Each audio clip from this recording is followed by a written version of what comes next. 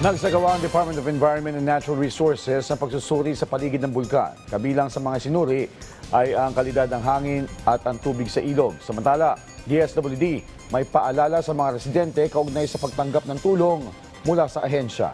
Yan ang report ni Connie Kalipay ng Philippine News Agency.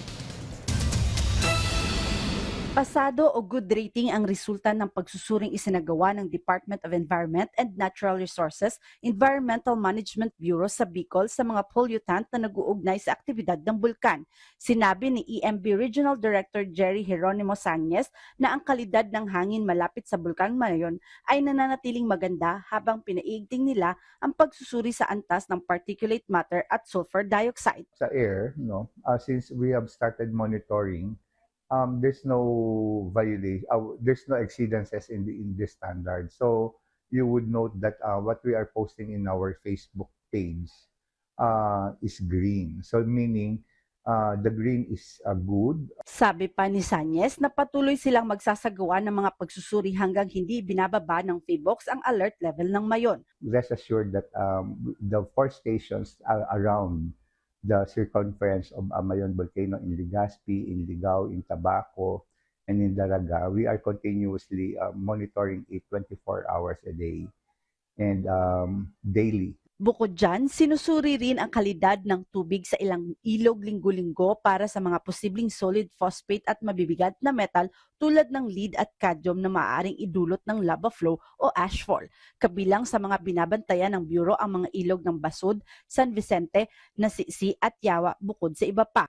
Samantala, iginiit naman ng Department of Social Welfare and Development sa Bicol na hindi na kailangan magpakita pa ng mga identification card para makatanggap ng tulong ang mga evacuees na apektado sa pag-aalboroto ng Mayon.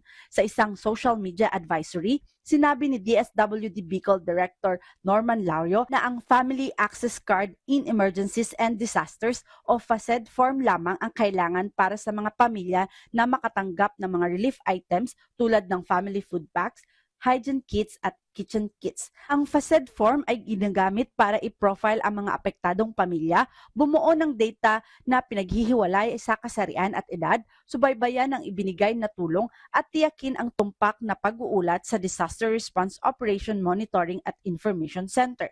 Nakatutulong din itong maiwasan ang pagdoble ng pamamahagi ng tulong. Sinabi ni Laurio na ang mga ID na ibinibigay ng gobyerno ay kinakailangan lamang para sa mga programa ng tulong pinansyal, kabilang ang emergency cash transfer, assistance to individuals in crisis situation at cash for work bilang bahagi ng standard verification procedures para matiyak ang tamang pagkakakilanlan ng mga benepisyaryo. Ang 59 anyos na si Shirley Bo, isa sa mga evacuees mula sa barangay Calbayog, Malilipot, Albay, nagpahayag ng kanyang pasasalamat sa maagap at mas pinadaling tulong ng gobyerno. Maraming salamat po, napakarami po nito. Malaking tulong na po ito sa amin. Sa kasalukuyan, nasa halos 8 milyon na ng tulong ng gobyerno ang ipinaabot sa mga apektadong pamilya, kabilang ang 5,538 family food packs, 1,003 ready-to-eat food packs, 1,127 hygiene kits at 1,127 sleeping kits. Mula rito sa Albay, para sa Integrated State Media, Connie Kalipay ng Philippine News Agency.